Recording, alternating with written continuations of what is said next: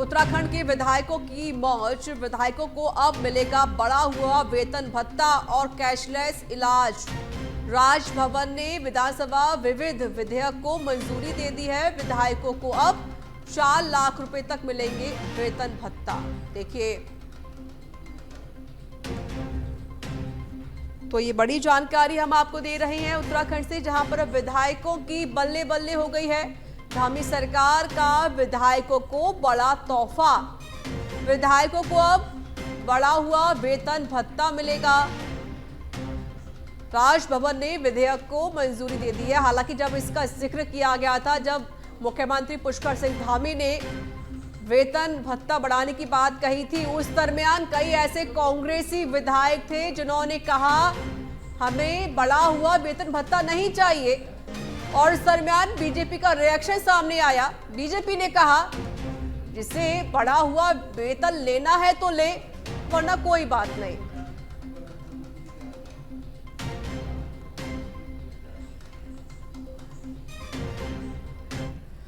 उत्तराखंड में दंगारोधी विधेयक को राजभवन से मंजूरी मिल गई है। जी हां, अब दंगाइयों से भी क्षतिग्रस्त संपत्ति की पूरी भरपाई होगी। यानी अब जो दंगा करेगा उसके खिलाफ एक्शन तो लिया जाएगा, साथ ही उसको जो नुकसान हुआ है उस संपत्ति की पूरी भरपाई भी करनी पड़ेगी। उत्तराखंड लोक और निजी संपत्ति क्षति वसूली विधेयक को राज्यपाल की मंजूरी मिल चुकी है। कानून के तहत हड़ताल, दंगों, बंद और आंदोलनों में सरकारी और निजी संपत्तियों को नुकसान पहुंचाने वालों से वसूली की जाएगी।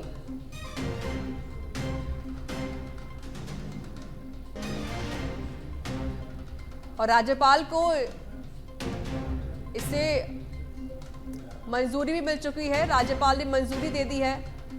आज देखिए, 2 विधेयक हैं जिनको मंजूरी मिली है। एक कि विधायकों को बढ़ा हुआ वेतन भत्ता मिलेगा, और दूसरा कि जो दंगाई हैं, अगर वो दंगा करते हैं तो उनके खिलाफ एक्शन तो लिया जाएगा, साथ ही जो नुकसान करेंगे दंगाई उनको इसकी भरपाई भी करनी पड़ेगी।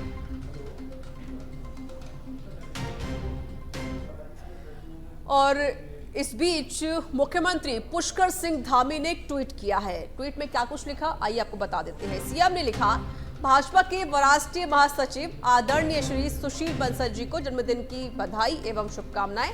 प्रभु बद्री विशाल से आपके आरोग्यपूर्ण, सुखद एवं दीर्घायु जीवन की कामना करता हूं।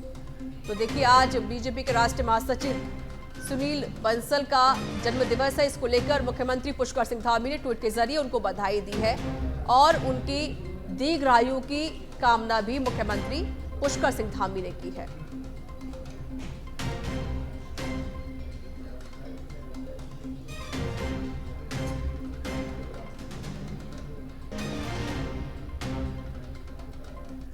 और केंद्र सरकार ने वन नेशन वन इलेक्शन के प्रस्ताव को पास कर दिया है। केंद्र सरकार ने वन नेशन वन इलेक्शन को मंजूरी मिलने के बाद अब राजनीति और भी ज्यादा तेज हो गई है। जी हां, पक्ष और विपक्ष जमकर बयानबाजी कर रहे हैं।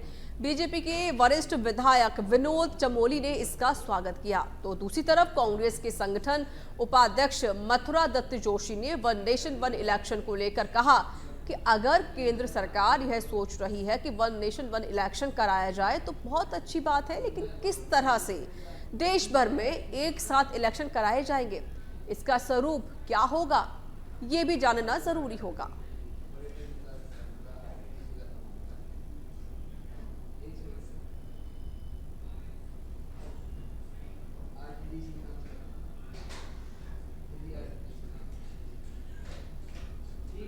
भारतीय जनता पार्टी के कार्यकर्ता थे। आज देश में जम्मू कश्मीर में चुनाव चल रहे हैं, क्या उत्तराखंड से लोग नहीं गए? हरियाणा में चुनाव चल रहे, क्या उत्तराखंड से लोग नहीं गए? क्या मैं राजस्थान नहीं गया? क्या मैं पंजाब नहीं गया? क्या चुनाव?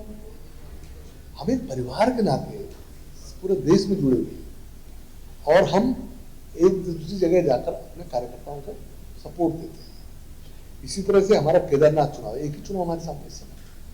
हमारे पास मंत्री है तो भेजेंगे ना, जिनको कुछ है ही नहीं वो क्या भेजेगा? हमारे पास बड़ा एक स्ट्रॉन्ग सिस्टम है ना, तो सिस्टम को हम अपने काम में लगाएंगे कि नहीं लगाएंगे? किस लिए होता है सिस्टम? संगठन किस लिए होता है? सरकार के प्रभारी मंत्री किस लिए? हमारे पास इतना बड़ा तामझाम है, तो तामझाम का हम उपयोग करेंगे कि नहीं करेंगे? अब कांग्रेस में कुछ है ही नहीं तो रोने रहेंगे, उसको क्या कर सकते हो? उसको जनता ने उनको उसारन पे पहुंचा दिया। वो तो सिर्फ यही कहेंगे साहब इन्होंने सब झोंक दिया, अभी तो और झोंकेंगे, छोड़ेंगे तो। और केदारनाथ में इनकी जो दुर्गत करेंगे जिंदगी भर याद करेंगे। देखिए, वन नेशन वन इलेक्शन की बात तो सरकार कर रही है, ठीक बात भी है, होने भी चाहिए, लेकिन क्या उसका स्वरूप होगा, किस तरह की सरकार इलेक्शन कराएगी, क्या मोदी जी इस मिड टर्म में इस्तीफा देंगे, क्या अन्य राज्यों के मुख्यमंत्रियों से भी इस्तीफे मांगेंगे, जहाँ जहाँ चुनाव हो गए हैं या जहाँ चुनाव अब हो रहे हैं उनकी क्या स्थिति बनेगी, कब तक ये चुनाव करेंगे, क्या उसका पूरा रोड मैप बनेगा, ये सरकार ने स्पष्ट नहीं किया है। जरूर सरकार पहले से कह रही है कि वन नेशन वन इलेक्शन की बात सरकार ने पहले भी की थी और आज भी कर रही है, अब तो कैबिनेट ने पास भी कर दिया है, लेकिन उचित ये होता है कि पहले माननीय प्रधानमंत्री जी इस्तीफा देते।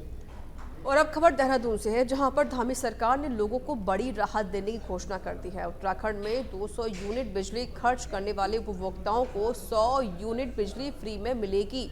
हालांकि यह योजना गरीबों के लिए लागू की गई है। 100 यूनिट बिजली की सब्सिडी ऊंचाई वाले क्षेत्रों में जहां पर बर्फबारी होती है, यानी हिमाच्छादित उपभोक्ता को ही दी जाएगी। ऐसे उपभोक्ता जो 200 यूनिट बिजली का उपयोग एक महीने में करते हैं, जिन्हें 100 यूनिट बिजली या 50% की सब्सिडी दी जाएगी। माननीय मुख्यमंत्री जी ने प्रदेश सरकार के गरीबों के लिए विद्युत में सब्सिडी की घोषणा किया है।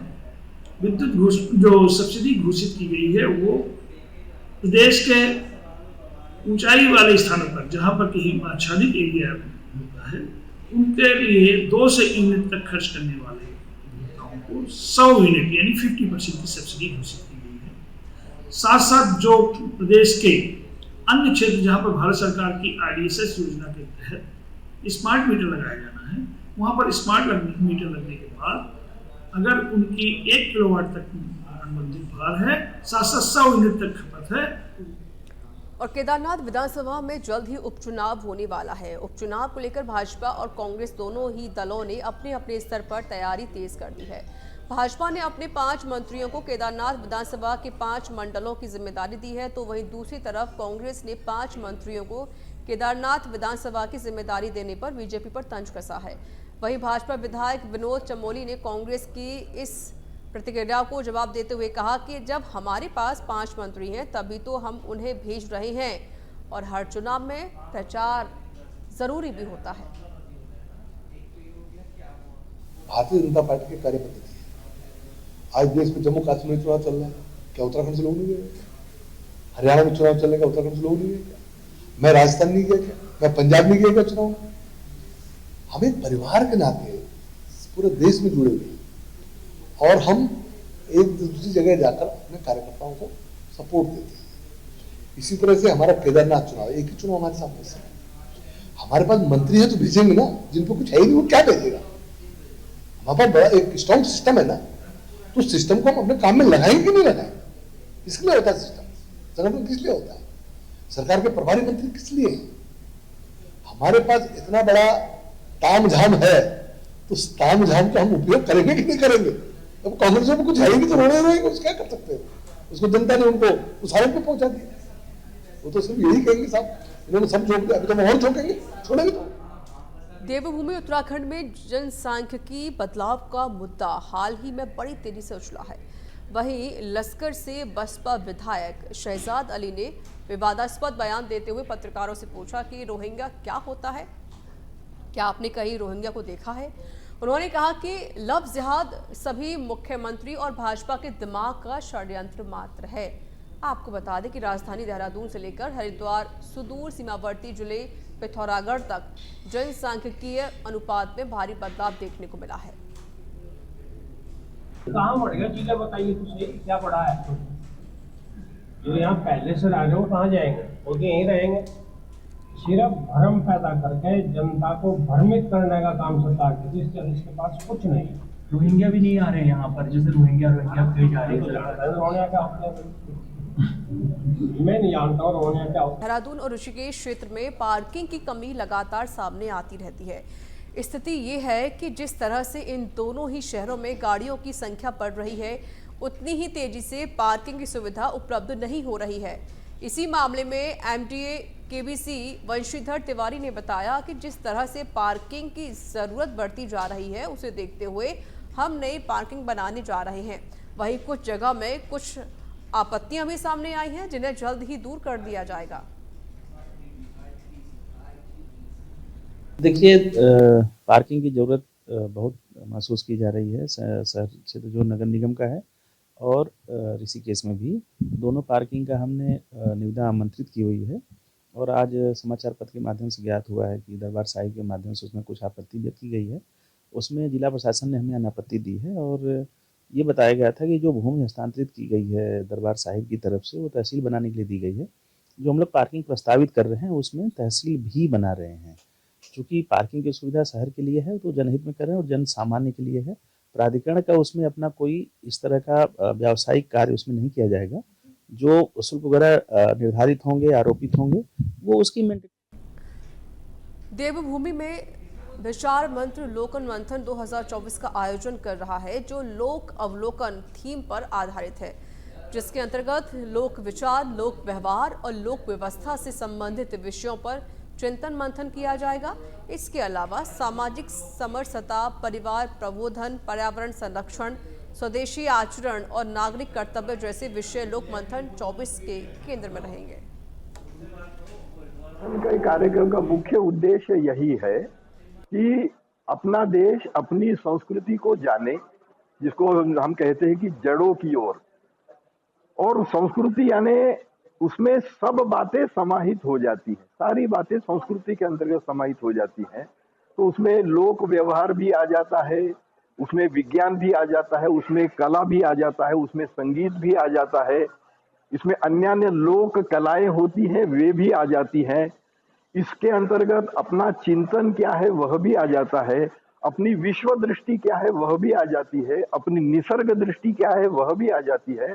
तो संस्कृति ये एक बहुत व्यापक शब्द है जिसको हम कहते हैं कि सर्व समावेशक तत्व है। तो इस प्रकार से इन सारे आयामों में भारत क्या था, क्या है और कैसा रहना चाहिए, इस दृष्टि से कुछ विचार विमर्श करने के लिए 2 वर्ष के अंतराल में इस प्रकार का आयोजन अपन करें। उत्तराखंड में भारी बारिश के कारण पहाड़ों पर भूस्खलन से प्रदेश के करीब 400 से ज्यादा रोड बंद पड़े हुए थे। इसको लेकर मुख्यमंत्री पुष्कर सिंह धामी ने संबंधित अधिकारियों को 2 दिन के अंदर सभी सड़क मार्ग को खोलने के निर्देश दिए हैं, जिसको लेकर पीडब्ल्यूडी विभाग लगातार काम भी कर रहा है। प्रमुख अभियंता इंजीनियर दीपक कुमार ने कहा कि प्रदेश की बंद पड़ी अधिकतम सड़कों को खोल दिया गया है और आज करीब 113 सड़कें बंद हैं, जिनको बंद जल्द ही खोलने के प्रयास किए जा रहे हैं। हाँ जी, ये जो सीएम साहब के निर्देश हैं कि मतलब तत्काल सड़कों को खोला जाना चाहिए।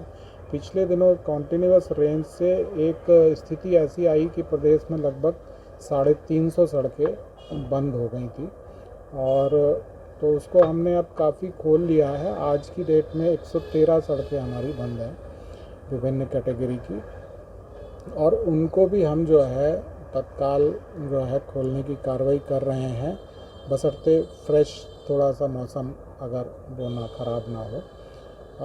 हमने इस दिशा में सीएम साहब के निर्देश के बाद ये भी निर्देश दिए अपने जितने एससी और चीफ हैं कि वो जनपद भ्रमण करके और अपनी जो बंद सड़कें हैं किस वजह से खुलने में विलम्ब हो रहा है उसको देखें और तत्काल खुलवाएं। तो मुझे उम्मीद है कि विदिन 1 वीक हम जो है पोजीशन में होंगे कि प्रदेश की सारी सड़कें 113 हमने काफ़ी खोल भी ली। आज भी हमारे प्रस्तावित हैं कि लगभग हम 82 सड़कें खोल लेंगे। देहरादून में डेंगू नियंत्रण कार्यक्रम की समीक्षा बैठक आयोजित की गई। बैठक में डीएम संबित बंसल और जब पता चला कि जिला चिकित्सालय में ब्लड बैंक नहीं है तो वह हैरान रह गए। उन्होंने जिला चिकित्सालय के अधिकारियों से कहा कि ब्लड बैंक धरातल पर लाने के लिए तेजी से काम शुरू किया जाए। वहीं असली मीटिंग 21 सितंबर को बुलाई गई। जो ब्लड बैंक है हमारे कोऑर्डिनेशन अभी जिला अस्पताल में सेकेंडरी रेफरल यूनिट है, सीनियर सेकेंडरी रेफरल यूनिट है, उसमें ब्लड बैंक का होना अति आवश्यक है। उसमें आरओपी में हमारा फंड स्वीकृत हो रखा है। जो और कुछ फंड्स चाहिए वो हम यहाँ से सप्लीमेंट करवा देंगे। सिर्फ उसमें प्लानिंग नहीं हो पाई है कि स्टाफ कहाँ से हम रिक्रूट करेंगे, डॉक्टर्स कैसे आएंगे, इक्विपमेंट्स कैसे परचेज करेंगे। सो वो इंस्टीट्यूशनल मैकेनिज्म डेवलप नहीं हुआ है। तो वो सभी प्लान को फाइनलाइज करने के लिए हमने 21 को मीटिंग कॉल की है। उसमें सौर ऊर्जा योजना पर धामी सरकार खास जोर दे रही है। केंद्र और राज्य सरकार की ओर से कई योजनाएं चलाई जा रही हैं। वहीं पर एमडीए के वीसी वंशीधर तिवारी ने बताया कि नई हाउसिंग स्कीम के तहत सौर ऊर्जा पर फोकस किया जा रहा है। साथ ही उन्होंने बताया कि इसमें अलग अलग प्रकार की योजनाएं चल रही हैं। एक तो इंडिविजुअल हाउस योजना है, जिसमें अपने घरों की छतों में भी प्रधानमंत्री सौर योजना के तहत सौर ऊर्जा लगाया जा सकता है। ये बहुत अच्छा प्रश्न है आपका। और इसमें दो तरह के कनेक्शन या योजनाएं हैं। एक तो जो इंडिविजुअल हाउस होल्ड यानी हम अपने घर जो हैं, रिहायशी घर हैं, उसके लिए कर रहे हैं, उसके लिए प्रधानमंत्री सौर योजना है। और जितने भी हमारे बिल्डर्स हैं उनको हमने बुलाया था, उनकी बैठक की थी कि जब आप फ्लैट बनाते हैं तो उसमें अधिक से अधिक सौर ऊर्जा का प्रयोग करें। जो व्यावसायिक प्रतिष्ठान है उसमें भी सौर ऊर्जा लगाएं। अगर हम स्वरोजगार की दृष्टि से देखें तो मुख्यमंत्री सौर स्वरोजगार योजना अब तक की सबसे ज़्यादा, जिसमें सर्वाधिक आवेदन पत्र प्राप्त हुए हैं, उस पर भी हम लोगों ने चर्चा किया था। तो उसमें भी चूँकि रोज़गार सृजन हो रहा है तो अधिक से अधिक उसमें लोगों को, उत्तराखंड के लोगों को जोड़ने के लिए उसमें प्रयास किया जाए। और सूचना के माध्यम से हम लोग इस योजना का प्रचार प्रसार करने की कार्ययोजना बना रहे हैं ताकि अधिक से अधिक लोग उसका लाभ। देहरादून में इन दिनों गैस की कालाबाजारी करने वालों की चांदी कट रही है। सब्सिडी वाले गैस सिलेंडर से छोटे सिलेंडर में गैस भरकर बेचने का धंधा शहर में धड़ल्ले से चल रहा है। पुलिस प्रशासन के नाक के नीचे कारोबार फल फूल रहा है। विभाग की उदासीनता का दंश आमजन को झेलना पड़ रहा है। जिला पूर्ति अधिकारी के अग्रवाल ने कहा कि जिस तरीके से लगातार हम लोगों को गैस की कालाबाजारी की शिकायतें मिलती हैं, वैसे वैसे हम अभियान चलाकर ऐसे लोगों पर कार्रवाई करते हैं। इसके साथ ही जो लोग दुकानों पर घरेलू गैस का प्रयोग करते हैं, ऐसे लोगों के खिलाफ भी समय समय पर हम अभियान चलाते हैं। और अभी पिछले हफ्ते ही 50 से भी अधिक गैस सिलेंडर हमने जब्त किए हैं और दुकानदारों पर चालानी कार्रवाई की गई है। उत्तराखंड के रुद्रपुर में राज्यव्यापी बंगाली महासम्मेलन का आयोजन किया गया। बंगाली समाज के विभिन्न मुद्दों को लेकर लाखों की संख्या में गांधी मैदान रुद्रपुर में लोग इकट्ठा हुए। महासम्मेलन में बंगाली समाज को अनुसूचित जाति का दर्जा देने की मांग भी की जा रही है। हरीश चंद्र ठाकुर के नाम पर छात्रवृत्ति जो सरकार द्वारा कई सालों से रोकी गई, उसको लागू करने की मांग भी की जा रही है। वहीं बंगाली बहुल क्षेत्र में बांग्ला भाषा बंगाली छात्रों को पढ़ाने की भी मांग की जा रही है। और मुख्य माध्यम से जो मांग करते आ रहे हैं, लेकिन हमारी मांग किस पे के माध्यम से हमारी जो अधूरे कि बंगाली पूरे 8 राज्यों में, इस देश में 8 राज्यों में हमारे साथ हमको अनुसूचित जाति का दर्जा उत्तराखंड और हमारे छात्रों को जो है खबर हरिद्वार से है, जहां हरिद्वार डकैती कांड के आरोपी अमनदीप उर्फ पिंडी को गिरफ्तार किए जाने के बाद पुलिस को कई अहम जानकारियां हासिल हुई हैं। आरोपी की निशानदेही पर पुलिस ने घटना में इस्तेमाल की गई बाइक और स्कूटी भी गंग नहर से बरामद कर ली है। अमनदीप को पुलिस ने हरियाणा के यमुनानगर से गिरफ्तार किया था। पूछताछ में पता चला है कि गैंग के सदस्य पिछले 4 महीने से हरिद्वार में रेकी कर रहे थे। ये गैंग बिना गार्ड वाले या बुजुर्ग सुरक्षा गार्ड वाले शोरूमों को निशाना बनाता है। में पुलिस के द्वारा कल देर रात जो हमारा चौथा अभियुक्त है अमन, उसकी अरेस्टिंग यमुनानगर से की गई है। आज पुलिस अभिरक्षा में उसके द्वारा 27 की रिकवरी कराएगी, जिसमें उसके द्वारा और उसके साथियों के द्वारा जो मोटरसाइकिलें और स्कूटी उस घटना में सम्मिलित की गई थी, तो उसको रिकवर किया है।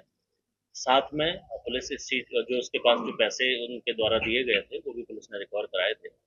इसके साथ ही अभी हम लोग जल्दी ही इनको सभी अभियुक्तों को, तीनों अभियुक्तों को पुलिस रिमांड में लेके जो मुख्तसर पंजाब में इनसे इनके घरों में एक बार जरूर हम लोग हरिद्वार के रोशनाबाद में कुछ लोगों ने निजी अस्पताल में जमकर हंगामा कर दिया। मामला डॉक्टर की लापरवाही से गर्भवती महिला की मौत का बताया जा रहा है, जिसके बाद परिजनों ने रोशनाबाद में चल रहे एक निजी अस्पताल में तोड़फोड़ कर दी और सारा सामान निकालकर सड़क के बाहर फेंक दिया। इस दौरान अस्पताल के कर्मचारियों के साथ मारपीट भी की गई है। तोड़फोड़ और मारपीट की सूचना पर सिडकुल थाना पुलिस भी मौके पर पहुंची और मामला शांत कराया गया। फिलहाल पुलिस मामले की जांच कर रही है। पुलिस का कहना है कि दोषियों के खिलाफ कार्रवाई की जाएगी। हरिद्वार ही नहीं, देश के विद्वान संत और भारत माता मंदिर के संस्थापक ब्रह्मलीन स्वामी सत्यमित्रानंद गिरी जी महाराज को भारत रत्न दिए जाने की मांग संत समाज ने की है। अखिल भारतीय अखाड़ा परिषद के अध्यक्ष महानिर्वाणी अखाड़े के सचिव श्री महंत रविंद्रपुरी ने कहा कि भारत में प्राचीन परंपरा रही है कि राजाओं द्वारा ऋषि मुनियों को सम्मानित किया जाता था। ब्रह्मलीन स्वामी सत्यमित्रानंद गिरी जी भारत के ही नहीं अपितु पूरे विश्व में सनातन धर्म का प्रचार प्रसार किया है। उन्होंने राम मंदिर आंदोलन में भाग लिया। वे विश्व हिंदू परिषद के संस्थापक सदस्यों में रहे हैं।